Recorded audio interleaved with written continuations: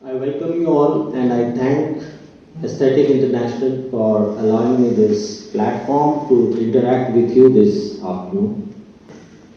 I was asked to speak in the context of my recent book about the Bhagavad Gita, Life Transformation with the Bhagavad Gita. It is a book of books, one of the oldest, and it is a resource guide for millions of other books all across the world, not only in India. Whatever we read about, hear about, practice, you will find those roots in the Bhagavad Gita. Roots in the sense of the philosophy, the terminologies that are used, and the concepts that are practiced. So there's no point in summing up what Bhagavad Gita is. This is an august house of laureates. You all are very well aware, and if I may request a show of hand, how many of you have got yourself acquainted with the Bhagavad Gita in one form or the other, either audio-visual or television or books? Most of you. I'm so grateful. Thank you. I'm talking to the right audience. The setup was like a scenario of a war. A person who is leading an army and about to enter into a massive war. Massive in the sense the entire Aryavrata had to choose sides, either this way or that way. And this person was in a dilemma. Not because he was on a minority side by numbers, but because he had thoughts in his mind. Is war good for me? Why did I come here? What made me come here? What forced me to come here at this stage? And this point of battleground we all face in our life.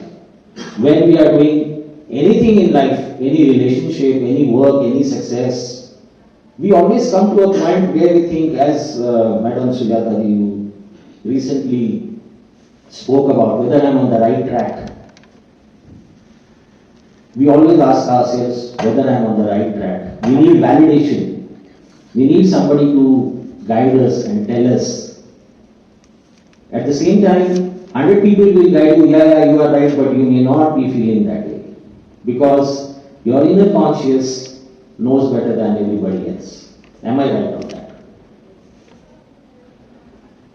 So, what was the crux of the entire talk between the Nara and Narayana? Between the Paramatma and the Atma? What was the crux of the talk? Forget what you have been doing. Forget what consequences will come. Live in the present. Live in this moment. You are here for a specific purpose. Perform. That was the objective of the entire talk. And around this objective, a lot of things were said, a lot of philosophies were discussed. Motivation, threat, Sam, Dam, Ved, and Ved. Most of the things were said in this context. You must live in the present. Now many people say this and it has become a cliche. How does one live in the present? After all, the great gurus and teachers say we are what our memories are. If you erase the memory, we lose our existence. Yes or no? Yes. So many people say that. But what do? Either we are very, very remorseful, regretful about the past. There may be deep hurt, there may be personal regrets, why I did this, why I chose this. Or there may be anxieties, what will happen if I do this, what will be the consequence, what will be tomorrow like, what will be the future like. So ये जो कश्मकश है ना past और future का, इसके बीच में present खो जाता है. So some points I will share with you about helping you to live in the present. Firstly, we all carry our baggage. Baggage in the sense the emotional baggage, the mental baggage. And the more baggage you carry, the longer you carry. You must have seen videos or heard talks about people, holding half a glass of water. How much does it weigh? 100 ml. How much does it weigh? It doesn't weigh anything. But if you keep holding it, your hands will pain at a certain point of time. Why? It's the duration through which you have held it. That duration makes it difficult. It's not the weight, it is not what has happened to you, what you have done. It is how long you carry that. So the sooner you come out of that, the easier it becomes for you.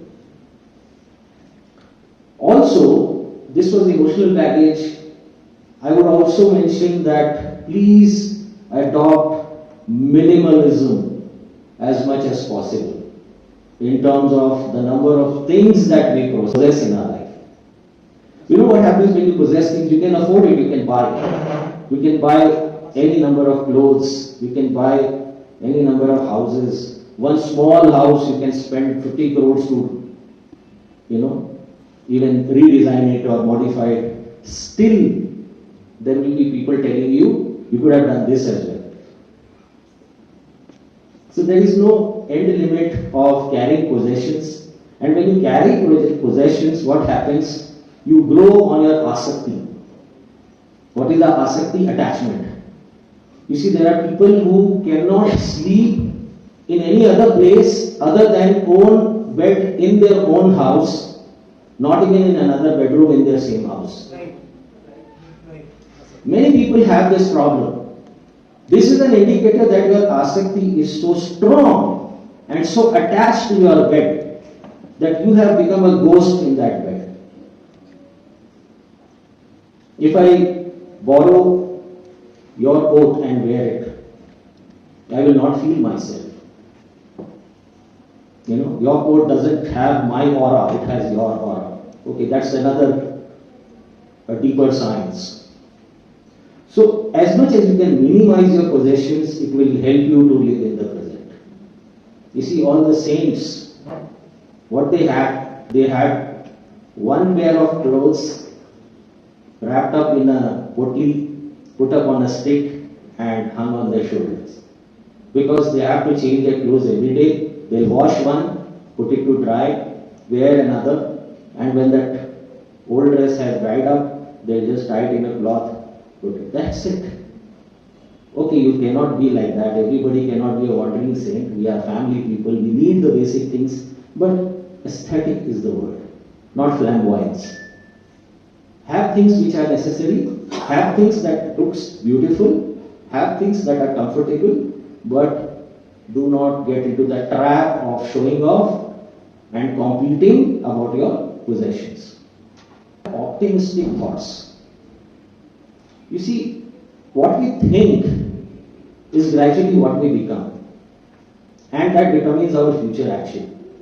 If we have negative thoughts, if we have too much of stress or anxiety, if we have too much of fear of negative outcomes, your body will get wrong signals from your brain. Each and every cell is neurologically attached to the brain, and they will get a wrong signal. Suppose if somebody says, I don't want to live anymore, I'm done. Now that cell doesn't think that the brain is doing some kind of a sympathy act or a self-pity act or a melodrama. The cell will think, boss has given command, we don't want to live, let's die. And that cellular level death process begins, and you get things like cancer, tumor, or whatever. Whether you admit or not, it all starts with some kind of negative thinking, anxiety, and that's how it begins. So please condition yourself. जो सोचना है तो अच्छा सोचना है, जो बोलना है वो अच्छा बोलना है, और जो सुनना है वो भी अच्छा सुनना है. If toxic people are talking about negative things, excuse yourself away. You don't have to teach them or turn them into another things. Excuse yourself away. Okay, do not start any toxic conversation. And of course, what you what you consume gradually is what you start deliberating with yourselves. As I said that you have to move on from your past hurts. I often come across with this question: somebody has hurt me, somebody has done bad with me, said bad with me. Should I just forgive? Should I just say what you did was okay? Carry on doing it? Should I validate? No, you should not. Then how do we come over this past? So once Dalai Lama said, when you hurl anger at somebody, it is like throwing burning charcoals at him, but in that process you burn your hand first. When you pick up glowing charcoals and throw at somebody, you burn your hand first. So coming out of the past hurt is, you condition yourself that I need to move on. I cannot give that much space and weightage for that person to remain in my life, in my thoughts about whatever he or she did with me. उसको उसके हाल पे छोड़ दो, उसको भूल जाओ, उसको निकल जाने दो, आप आगे बढ़ जाओ. So this is what is my concept about coming out of the past hurt. Many people I come across, I wanted to be this, but I couldn't be, and hence I am this. Someday I would like to be that. Please, a show of hands if you have come across people like that, or thoughts like that, or emotion like that. मैं ये बनना चाहता था या चाहती थी, वो बन नहीं पाए. मैं ये आज बन गया. मैं चाहता हूँ कि कभी मैं ऐसा बन सकूँ. Many people. If you start loving what you do, that solves all your problems. Your destiny has brought you here. Whatever you did was your karma. It has brought you here. You had the choices.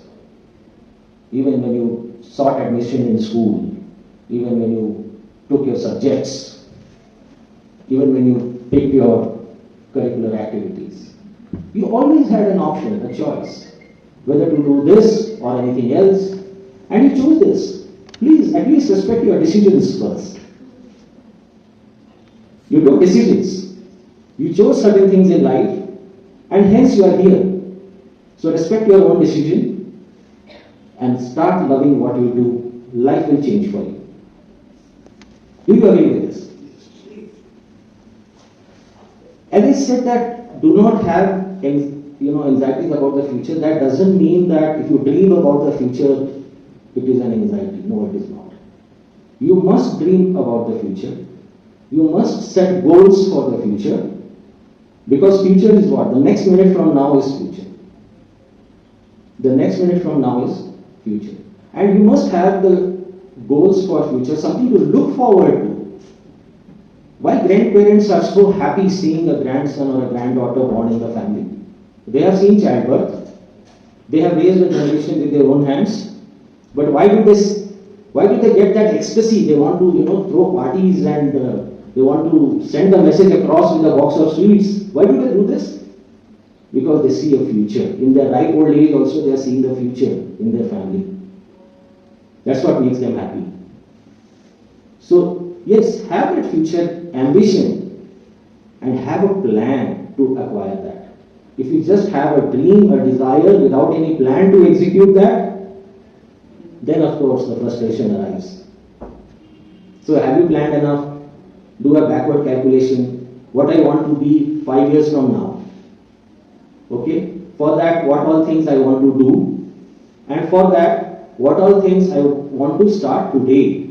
If you have a backward calculation of a plan, like when you come to a function, they say, okay, we'll start at 11 a.m., we will finish at 6 p.m., but in between, what all we will do, when do we start, how do we start? Similarly, there has to be a life's plan. A basic, simple life's plan, not very meticulous, not very difficult to follow. But living in anxiety for the future is a killer.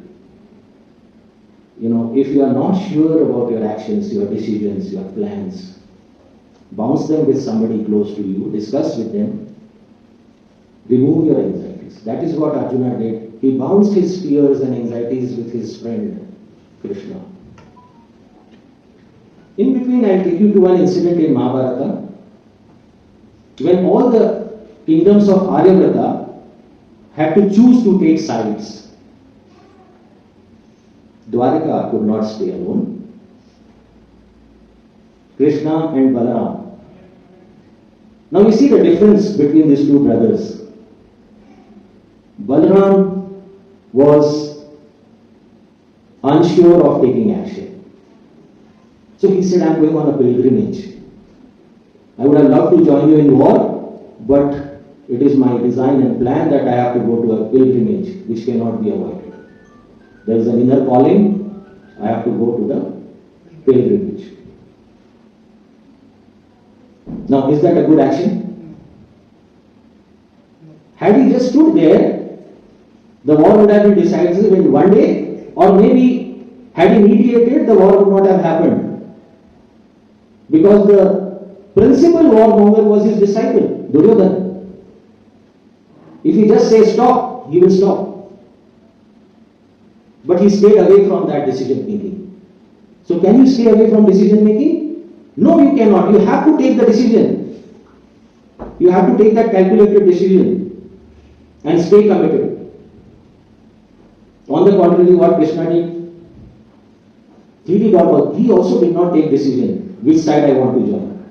Apparently, he was resting with eyes closed, and both people went to meet him, Arjuna and Duryodhana. Both of them went to meet him to seek his favor of Dwarika. Duryodhana went first into the room. After some time, Arjuna came. Duryodhana sat by his head so that whenever he opens his eyes, he should see Duryodhana. And Arjuna sat by the feet out of humility. Not because there wasn't a seat vacant, he could have sat on the other side of the head, but he sat at the feet out of humility. When Krishna wakes up, he just woke up like this and he saw Arjuna. Oh Arjuna, you are here. How long have you been waiting? Duryodhana says, I came here first. Entitlement. I came here first. He said, okay, you came here first. So ask your question. He says, you know that Aryavarta is going for war. Is the Aryavarta going for war or are you? Yeah, whatever. You have to choose side. Which side is Dwarika? He said, Dwarika is not mine. My elder brother, Balaram, belongs to him. How crafty answer it is. No, we know all that. Okay, you have to take sides. He said, the entire army of Dwarika is here, Narayani Sena. And I am at the other end. You came here first, you make your choice. I want the Dwarika's army, I want the Narayani Sena. That's what Duryodhana thought. But he said, hold, I saw him first. Let me ask him. Now Duryodhana was palpitating. What has a choice he has made? One side is the army, one side he himself. What will I do of him? What will I do of him? Now Arjuna says, thank you my lord, you gave me the first choice, I want you. Nothing could have made Duryodhana more happy that day. What a fool he is. Does he deserve to stand opposite to me in the war? He said, okay, I'll settle for the army. Let him have the first choice. Now was Arjuna foolish in making this choice? He chose the principal strategist. That is where, we need mentors. We need people in life to guide us. We need those strategists. What armies will do without a strategy? On one hand, there was 7 Akshauhini Sena of Pandavas. On the other hand, there was 11 Akshauhini Senas of the Kauravas. So 7:11 was the ratio of their armies. Normally, bigger the army, more chances of winning. But in this case, it was not so. So coming back to what I was saying, that also your past accomplishments does not determine the end of your life. I have specifically written a book about aging gracefully, where I have tried to mention and explain and set examples of people who supposedly would have retired, but they chose to have a second innings in life, and they did exceedingly well, much more than their first innings. So age is just a number? Because age-related depressions and age-related mental imbalances are also a very common thing to see. Once the rising star of the world, Japan, has got more aged people, but they are not a dying star even today.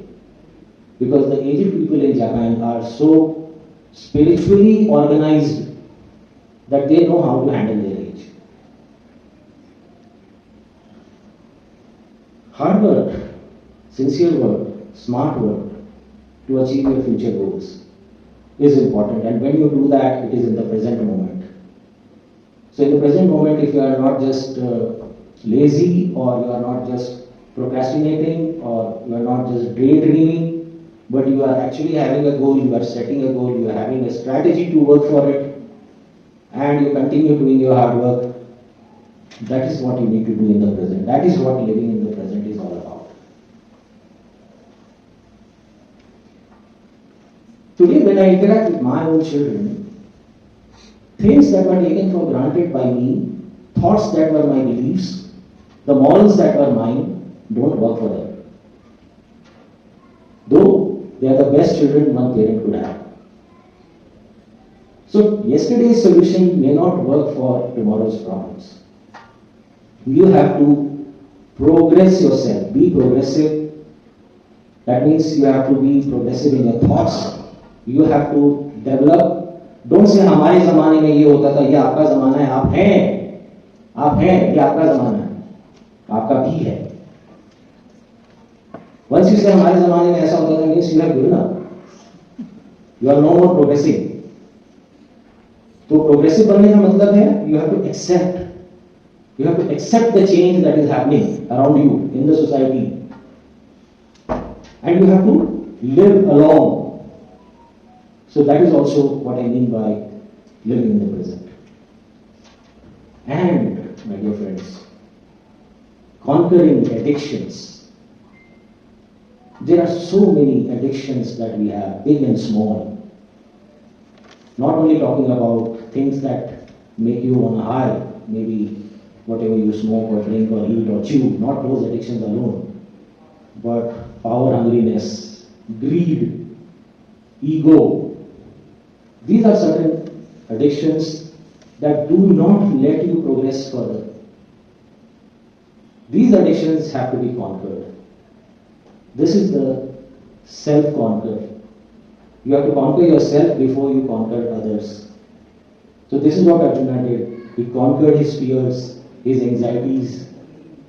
He conquered his misbeliefs, and he was prepared to take the action that he was supposed to do. On this note, I end my speech here, and I request you all to bring up your questions. If you have any, I will be glad to answer. Yes, Anil. I'm full of questions. Sir मुझे ये पूछना था कि अगर मेरे mind में negative thought नहीं होगा कि मुझे कैंसर हो जाएगा अगर मैं गुटखा खाऊंगा, तो मैं फिर कैसे पॉजिटिविटी में आऊंगा? बहुत अच्छा सवाल है. पहली बात तो मुझे आपकी ये लगी कि I am full of questions. Questions उसके पास होते हैं वो वांट्स टू लर्न. जिसके पास जो सब कुछ सीख लिया उसके पास कोई क्वेश्चन नहीं है. और सब कुछ कोई सीख नहीं पाता है, वो उसका परसेप्शन होता है कि मुझे सब कुछ मालूम है. हम एक दूसरे से सब सीखते हैं. ऐसा नहीं कि मुझे आपसे ज्यादा पता है या आपको मुझसे ज्यादा पता है. हम एक दूसरे से सीखते हैं, और जो एक दूसरे से सीख सकते हैं वो बहुत सक्सेसफुल होते हैं. अब आपके सवाल पे आते हैं. देखिए, वो नेगेटिव थॉट नहीं है कि जो आपने कहा कि अगर मैं एक एडिक्शन सब्सटेंस को कंज्यूम करता हूं तो मुझे कैंसर हो जाएगा. Is that a negative thought? It is not. It is a constructive and positive thought. That if I do this wrong thing, the consequence will be even worse. That's not the negative thought. The negative thought is unnecessary fear, fear of the unknown. You have an exam ahead, okay? Board exam, I think board exam just got over, or the results were out, something like that. Now imagine the situation of a student. If the student has a constant fear, what will happen? What will happen? Will I fail? Will I pass?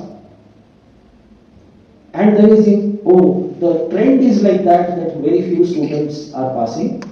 Probably I will fail. Now that's the negative thought. He hasn't studied, he hasn't prepared. Now he's thinking about the exam date result without even studying, preparing. As I said, you should have a future outlook, you should have a strategy, you should have a plan. He's done none of that, but he's having a fear. That is the negative thought. What will happen? That person will have stress, stress will produce cortisol, cortisol will weaken his body and mind, he will not be able to study. So when my children are studying for exams, if they are sitting and studying for long, what do I go and tell them? I don't say, shabash, you studied 10 hours. I say, why don't you go out and play for some time? Why are you missing your exercise routines? Because those things give the children the required dose of dopamine, which will help in the studies. So I dissuade continuous long studies. I say, take a break, go to your gym. रोज जाते हो, आज क्यों नहीं जा रहे? जाओ. Have I answered your question? Yes, Thank sir. you. Thank you. Any other? Yeah, ma'am. Very first thing is that I would congratulate you for the book which you have recently launched on global platform e-book. But my question is again for that same book. As we all know, Bhagavad Gita has been read through again and again. Now, why did you get this thought? Like, because in many languages it's been translated. Again and again, like we said, we have people gathering together. Some spiritual leader is explaining us Gita. Why did you get this thought again in rewriting and in a different way? Because I've already seen your book based on activities. Why did you get this thought? Let me give it in new form and then deliver it to the people across the world. It is because across the world. I've heard it. Yes.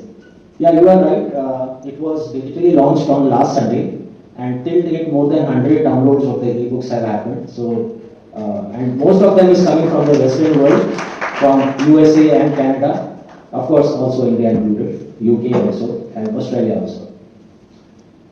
See, people are hungry for the knowledge, and if you can't explain a thing in a simple manner, that means you haven't understood it in the first place. As authors, we must write in such a language that our grandmother should be able to understand when she reads it. That's how I think about when I start writing. My sentences are short. I do not use very big thesaurus, where you can go search for what does it mean. But some people write like that. They take pride in, अरे इसका language देखो कितना powerful है. क्या powerful है? दिमाग में बत्ती जली नहीं, पावरफुल कहाँ हो गया? You have to write in such a language, first of all, that everybody should be able to understand. I have been reading this since I was 13 years old. There was a tradition in my family. People would sit around. TV तो होता नहीं था ना. So people would sit around, one of the uncle or aunt or dad, somebody will read the Bhagavad Gita and try to explain a little bit, a chapter a day or whatever, on special occasions. I've been hearing that it generated curiosity in my mind that what it is. Everybody is listening. All the people in the home are listening. What is the curiosity about? I must read something. So I started reading it. So I read the Hindi version. So many words were there I could not figure out. Brahm. Brahma to hota hai, but Brahm kya hota hai? I thought, why Brahma of all people? Why Brahma lives in us? Why everything all pervasive is Brahma? I was so misplaced in my own mother tongue. Brahm is something else. And when you read the English translations, they don't have a word to translate for that. They don't have a word for it. So they end up writing those same jargons in whatever way they have understood. For them it is a war story. Somebody did not want to fight a war, another person cajoled him to fight a war. That is what they believe. But that is not what it is. It's a compendium of philosophies. And what is the point of philosophies if it is only to be understood by the doctorates and the PhDs and not by the common person? So I tried to bring it in the language of the millennials. Now, just to translate it in the language of the millennials was not enough for me. So I went for a sub-chapter after each chapter called discussion. In that discussion, whatever are the context discussed in that chapter, I pick those contexts and I discuss those contexts. So every philosophy has to be understood in a particular context. And then I have tried to summarize the principal learnings on a one page. So if you just read those 18 pages, you've read the entire Gita. But after doing that, after writing my book, I kept it for incubation before I rewrote it. And that is when I got an inspiration that how do I transform this transformation process into a tool to help the people. Now help means help. It has to come free of cost. So I created a free e-workbook. Why e-workbook? Anybody can download. Everybody has the power of a mobile phone in hand, and you can just click the link and download. And I have made 72 different activities well after a lot of deliberation and thoughts after reading each chapter again and again, that in context with this chapter, what should be the activity. And Rita ma'am, you recently told me that you had a quick reaction and response. From my teachers. What was it? Can you repeat it? After I heard you on global platform, of course the same day the link was shared, I downloaded that link and I had sent it in my teachers group that please look into the worksheets and can we have some of them used for our teachers and more children. So my Hindi department very next morning, I had sent this in group at 11:15 in the night. Morning at 7:55 I get a response from my teacher, HOD Hindi, which she says, these are few activities which I liked and please translate them in Hindi and that activities be given to the children as holiday homework. So immediate response was there from my teacher and I felt it very happy. Overnight, like I had slept, okay, but that means teacher has seen the link in the early morning, she has gone through some of the activities, she has shared with the other teachers and it is now converted into holiday homework. And obviously in holiday homework, children will do those activities and the outcome will be definitely there. Definitely there. I'm also planning those activities for my teachers also. So let us go through the whole thing as I already shared with you that I got that print out here also. So this is my side I started with. And I think if I share this with other students, they would also go for it. This is I think. Thank you, ma'am. Thank you very much.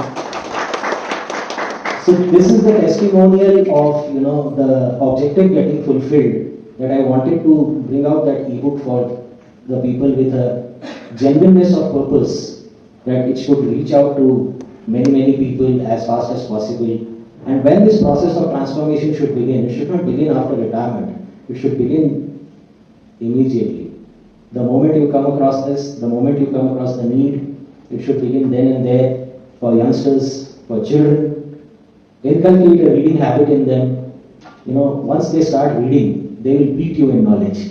That's my challenge to all parents. Thank you so much.